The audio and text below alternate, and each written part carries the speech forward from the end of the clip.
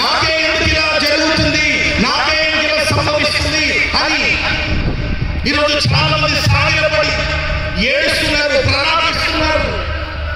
ఆనాడు ఓటమి పాలైపోయిన అప్పటి వరకు అపజయం అంటే ఏంటో కూడా తెలియదు యెహోషువ. ఎందుకంటే దేవుని వాగ్దానం యెహోషువ ఏమనంటే, నీ బ్రతుకు దినములన్నిట ఏ మనుషులు నీ ఎదుట నిలవని. స్తోత్రం చెప్పాలి గట్టిగా. నీవు అడుగు పెట్టిన ప్రతి స్థలమును నీకు స్వాస్థ్యముగా ఇస్తాను. మరి ఓటమికి కారణం ఏంటి, ఈ అపజయానికి కారణం ఏంటి? జీర్ణించుకోలేకపోయాడండి. నేల మీద పడి మందసం ఎంత సాగిలో పడి నెత్తి మీద దుమ్ము పోసుకొని బూడిదని పోసుకొని వస్త్రాలు చింపుకొని ఏడుస్తున్నాడు. ప్రభువా ఎందుకు ఈ ఓటమి, ఎందుకు ఓటమి? ఈ రాత్రి ఇక్కడ కూడి వచ్చిన మీరు మీ ఓటమికి కారణం ఏంటో తెలియక, మీ అనారోగ్యానికి మూలం ఏంటో తెలియక, ఎందుకు పిల్లలు శత్రువులుగా మారుతున్నారో తెలియక, ఎక్కడికి వెళ్ళిన అపజయాలే, కుటుంబంలో సమాధానం లేదు, వ్యాపారంలో లాభం లేదు, సమాజంలో గౌరవం లేదు.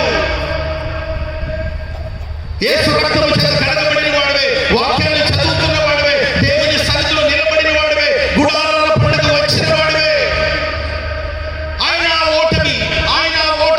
ఓటమి పాల్గొనడానికి కారణాలేంటి అర్థం కాకుండా సతమతం అవుతున్నారా? ఆనాడు దేవుని వాక్యం యెహోషువ దగ్గరికి వచ్చింది. యెహోషువ లే పైకి, ఎందుకు నువ్వు సాగిలపడినావు? లే పైకి లే. శపితమైనవి శాపగ్రస్తమైనవి మీలో ఉంది, మీ మధ్యలో ఉన్నది. నీవు లేచి ఆ శాపాన్ని తొలగించగలిగితే నేను మీతో ఉంటాను, మీకు విజయం కలుగుతుంది. ఆమె చెప్పండి. శాపం అంటే, శపితమైనది అంటే ఏంటి? శాపం ఎవరి మీదకి వస్తుంది? కుటుంబం శాపగ్రస్తులుగా మారడానికి, కుటుంబస్తులు శాపగ్రస్తులుగా మారడానికి కారణం ఏమిటి అని ఆలోచిస్తున్న పిల్లల, దేవుని మాట వింటే ఆశీర్వాదం, దేవుని మాట వినకపోతే శాపం. దేవుడు ఒక మాట చెప్పాడు, అది కష్టమైన, నష్టమైన, ఇష్టమైన ఏదైనా కానీ ఆయన మాటను జరిగించాలంటే దేవుని మాట వినాలి. ఆమె చెప్పండి. మీరు సమ్మతించి నా మాటను విని భూమి యొక్క మంచి పదార్థాలు భుజిస్తారు.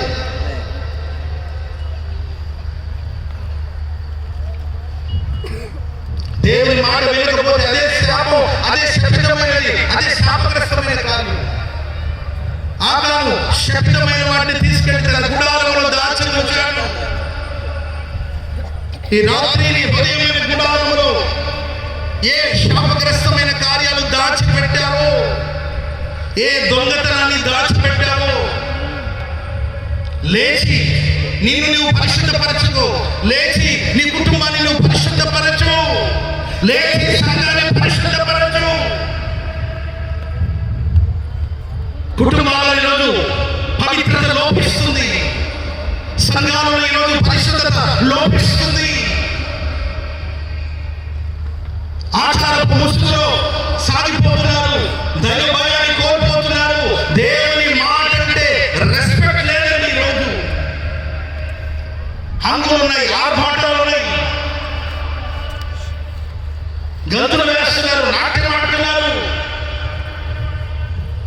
అది చర్చో లేకపోతే పబ్బో అర్థం కావట్లేదు. పబ్బులో అదే కల్చర్ చూస్తున్నాం, చర్చలో అదే వాతావరణం చూస్తున్నాం.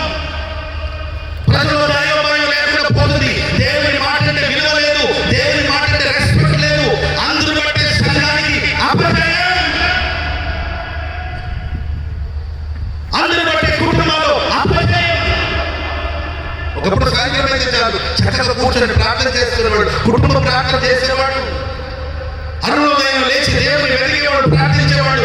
ఎక్కడ అనుభవాలు? దేవుడు మనకు నేర్పిన అనుభవాలు, పరిశుద్ధులు మనకు వేసిన పునాదులు పాడైపోతున్నాయి, ఉపదేశాలు పాడైపోతున్నాయి. ఈ రాత్రి నువ్వు లేవాలి సహోదరుడు, ఈ రాత్రి లేవాలి దైవ సేవకుడు, ఈ రాత్రి లేవాలి. గాయాలు ఎక్కడున్నాయో ఒక్కసారి గమనించండి. ఒక్కసారి అలాగే కళ్ళు మూసుకోండి, 2 నిమిషాలు ఆలోచించండి.